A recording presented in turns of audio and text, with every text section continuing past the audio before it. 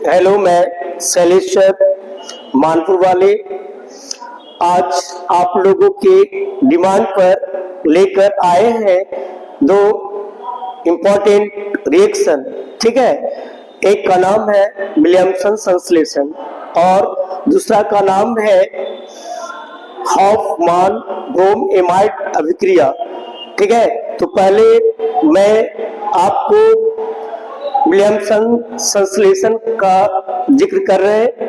ठीक है, तो देखो विलियमसन संश्लेषण जो होता है वह आपको ईथर में पढ़ना होता है, यानी आपको जो ईथर पढ़ना हो क्या है, डाइथाइल ईथर पढ़ना है। ठीक है, क्योंकि ईथर तो बहुत सारा होता है। सबसे पहले जाना होगा कि ईथर का क्रियाशील समूह क्या होता है। तो देखो ईथर का क्रियाशील समूह क्या होगा, O, यानी इसमें दो बॉन्ड होती है। ठीक है, लेकिन अगर दोनों तरफ अगर आप C2H5 लगा दिए, C2H5 लगा दिए, इसका नाम क्या हो गया, इसका नाम हो गया डाई इथाइल ईथर। ओके, तो डाई इथाइल ईथर तो आपको पढ़ना रहता है डाई इथाइल ईथर ही।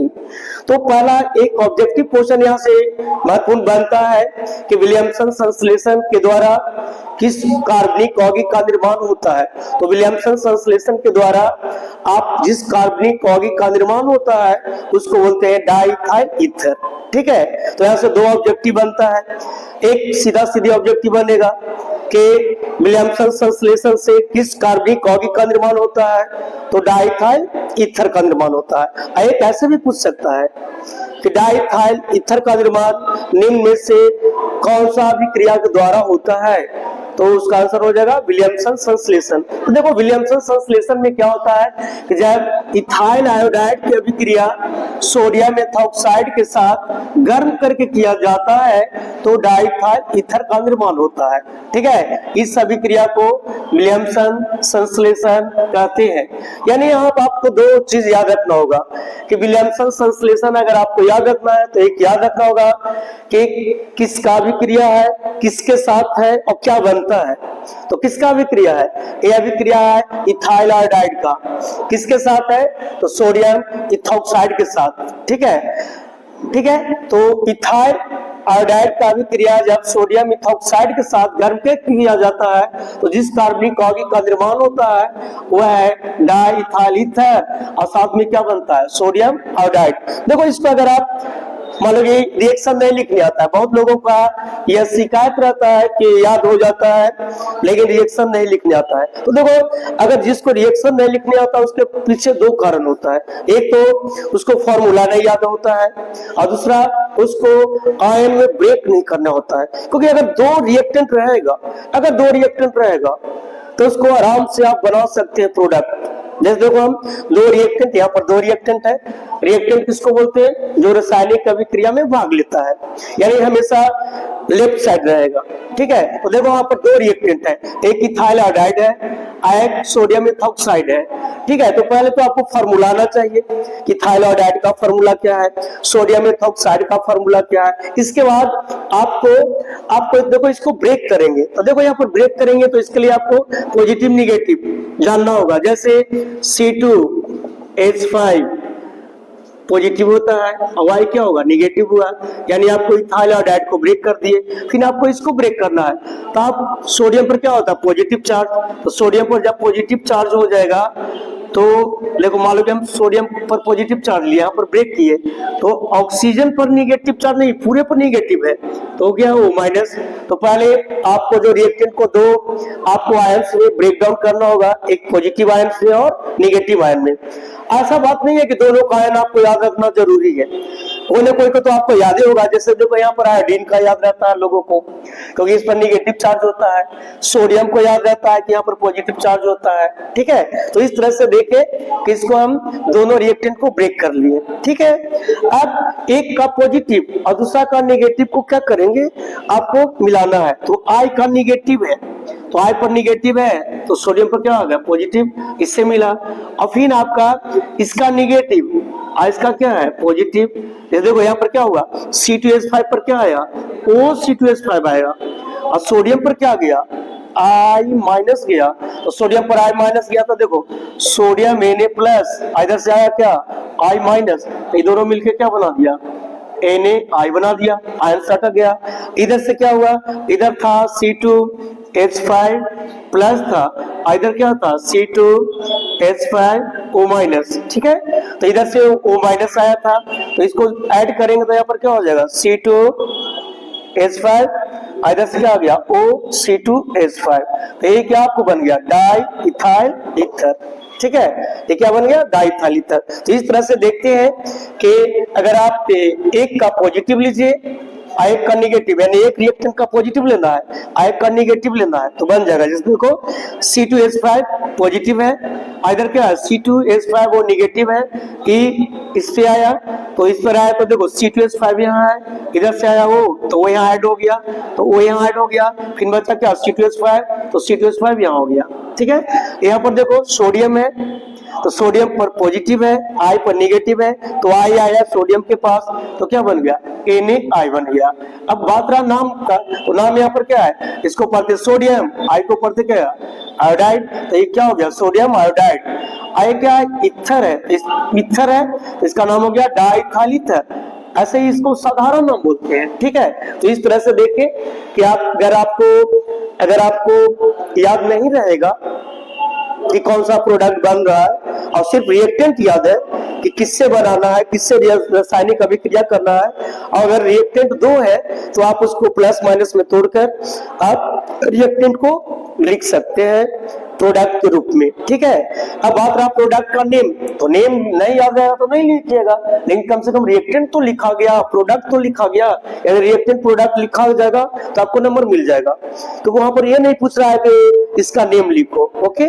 तब हम अगला अभिक्रिया जो बताने जा रहे हैं वह है हॉफमैन ब्रोम एमाइड अभिक्रिया, ठीक है।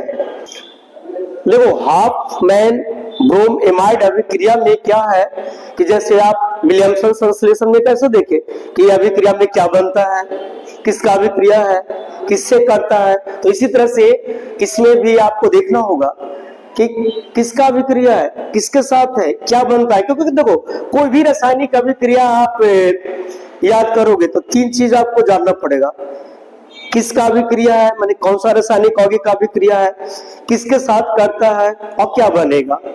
नहीं तो दो वो तो बहुत जानना जरूरी है, किससे क्या बनता है। तो देखो इसमें यहाँ पर यही इस्तेमाल हम किए हैं कि हॉफमैन ब्रोम एमाइड अभिक्रिया जो है किस रासायनिक यौगिक का परिवर्तन किसमें होता है, तो एसिड एमाइड का परिवर्तन प्राथमिक एमीन में होता है। यानी इस अभिक्रिया में एसिड एमाइड का परिवर्तन प्राथमिक एमीन में किया जाता है। तो देखो सिंपली हम आपको डिफिनेशन इसको लिखे हैं कि वह रासायनिक अभिक्रिया जिसके द्वारा एसिड एमाइड का परिवर्तन प्राथमिक एमीन में किया जाता है उसे हॉफमैन ब्रोम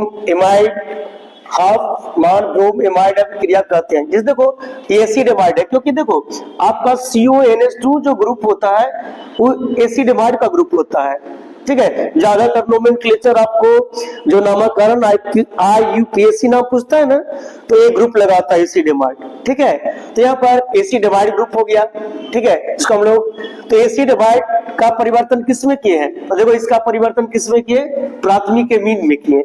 आप कहें कैसे प्राथमिक एमीन है, तो एमीन का तीन ग्रुप होता है, एक होता है NH2, एक होता है NH, एक होता है N, ठीक है। तो अगर NH2 लगा रहेगा, कोई भी रासायनिक यौगिक में NH2 लगा रहेगा तो प्राथमिक एमीन होगा, अगर NH लगा रहेगा तो सेकेंडरी एमीन होगा यानी द्वितीयक एमीन होगा, और N लगा रहेगा तो टर्शियरी एमीन होगा यानी तृतीयक एमीन होगा। यानी देख रहे हैं कि प्राथमिक एमीन में नाइट्रोजन के पास 2 हाइड्रोजन होता है, सेकेंडरी में नाइट्रोजन के पास 1 हाइड्रोजन होता है, और आपको टर्शियरी में नाइट्रोजन के पास एक भी हाइड्रोजन नहीं होता है। देखो यहाँ पर ग्रुप हम इसलिए डील कर रहे हैं क्योंकि अधिकतर जो आपका एग्जामिनेशन में जो देखते हैं ऑब्जेक्टिव या सब्जेक्टिव, तो कभी कहेगा निम्न में से कौन 3 डिग्री एमीन या तृतीयक एमीन का उदाहरण है, ठीक है। या कहेगा कि कभी कभी कहेगा कि 3 एमीन का नाम लिखो और उसका उदाहरण लिखो, यानी आपको चुनने के लिए दे देगा ग्रुप, ठीक है। तो आप इस पर ध्यान देंगे। ठीक है, तो यहाँ पर क्या देख रहे हैं कि एसिड एमाइड का परिवर्तन किसमें हो रहा है, प्राथमिक एमीन में हो रहा है। लेकिन ये तो डिफिनीशन में चलेगा, लेकिन जब रिएक्शन लिखना रहेगा तो देखो कैसे लिखे हैं कि एसिड एमाइड का अभिक्रिया क्षार के साथ ब्रोमीन के साथ किया गया है, यानी एसिड एमाइड का अभिक्रिया ब्रोमीन के साथ क्षार की उपस्थिति में कर रहे हैं। तो देखो यहाँ पर क्षार KOH भी ले सकते हैं, NOH भी ले सकते हैं, कोई भी ले सकते हैं। ठीक है, तो इस पर डिपेंड करेगा यहाँ प्रोडक्ट। अगर आप सोडियम हाइड्रोक्साइड ले लेते हैं क्षार, तो यहाँ पर बनेगा सोडियम कार्बोनेट। अगर आप पोटासियम हाइड्रोक्साइड ले लेते हैं तो यहाँ पर बनेगा क्या, पोटासियम कार्बोनेट। ठीक है, यहाँ पर अगर आप सोडियम हाइड्रोक्साइड लेते हैं तो यहाँ पर बनेगा सोडियम ब्रोमाइड। अगर आप पोटासियम हाइड्रोक्साइड ले देते हैं तो यहाँ पर बनेगा क्या, पोटासियम ब्रोमाइड। यानी यहाँ पर देख रहे हैं कि इसको आप चेंज कर सकते हैं, हाँ, लेकिन ब्रोमीन को और एसिड एमाइड ग्रुप को इसको चेंज नहीं कर सकते हैं। ठीक है, तो यहाँ पर कंप्लीट रिएक्शन देखो कि जब एसिड एमाइड की अभिक्रिया क्षार तथा ब्रोमीन के साथ किया गया तो प्राथमिक एमीन का निर्माण हुआ, साथ में बना सोडियम ब्रोमाइड, सोडियम कार्बोनेट और जल बना। ठीक है, तो इस तरह से दो महत्वपूर्ण अभिक्रिया को मैंने डील किया, एक विलियमसन संश्लेषण और दूसरा हॉफमान ब्रोमेमाइड अभिक्रिया। ठीक है, तो ये बहुत महत्वपूर्ण अभिक्रिया है आपका 12th का एग्जामिनेशन के लिए, तो इसको पर आपको विशेष ध्यान देना है। तो अभिक्रिया तो बहुत सारा होता है, ठीक है, लेकिन फिर भी कुछ अंदाजा लगा के पढ़ना चाहिए, क्योंकि ऐसा नहीं है कि आप जो पढ़ के जाएंगे एग्जाम में वही आएगा, या हर स्टूडेंट का इतना कैपेसिटी है तो पूरा बुक याद कर ले। हाँ ठीक है, जो पढ़ने वाला बहुत अच्छा है, जो बहुत शुरू से प्रारंभ से मेहनत किया है, वो तो पूरा बुक ही पढ़ा हुआ रहता है, उसको तो पूरा याद रहता है। हम ऐसे लोगों को लिए कह रहे हैं जो शुरू से ध्यान नहीं दिया, अब लग रहा है क्या करे क्या नहीं करे। तो वैसा स्टूडेंट जिसको ऐसा सिचुएशन आ गया है कि पहले कुछ लोग भरोसा दिलाते रहा कि ऐसे हो जाएगा वैसे हो जाएगा, याद करवा देंगे, ठीक है, तो और स्टूडेंट लोग भी उस पर आश्रित रह गया टीचर पर कि ऐसे टीचर करवा देगा, ठीक है, सर बोलबे किए हैं। लेकिन अब जब कुछ टीचर करवाए भी होंगे, कुछ नहीं भी करवाए होंगे, तो क्या परिस्थिति रहा होगा नहीं रहा होगा, आपका क्या सिचुएशन होगा, वैसे टीचरों का क्या सिचुएशन होगा, ये तो हम नहीं जानते हैं। बस हम यही जानते हैं कि आपको एग्जाम देना है और उसमें ये सब आने की संभावना होगा, ठीक है, या आ भी सकता है, तो इसको आप आराम से लिख सकते हैं। ठीक है, इस तरह से आप अपना मेहनत को मनोबल के साथ जारी रखें और आराम से एग्जामिनेशन का, अब तो बहुत कम समय बच गया, अब सब तो लगभग एडमिट कार्ड भी आ ही गया, ठीक है, तो थोड़ा थोड़ा जैसे जैसे एग्जाम आता है आपको नर्वसनेस होता है, कोई को फीवर आ जाएगा, एग्जाम में सब फीवर करते हैं, तो ऐसा नहीं, ऐसा इसलिए होता है कि आप एग्जाम से डर जाते हैं। तो आपको एग्जामिनेशन से डरना नहीं है, एग्जाम को एक पर्व की तरह लेना है। जैसे कैसे होता है कि पर्व जैसे जैसे नजदीक आता है वैसे वैसे आपको लगता है कि बहुत जल्दी आ जाए, ये करना है वो करना है, ठीक है, तैयारी करना है, एक करेंगे, प्लानिंग बनाते हैं। उस तरह से एग्जाम जैसे जैसे नजदीक आ रहा है तो उसको पर्व की तरह लो कि जैसे नजदीक आएगा तो उत्सुकता बढ़ते जाना चाहिए कि अब एग्जाम देना है, ठीक है।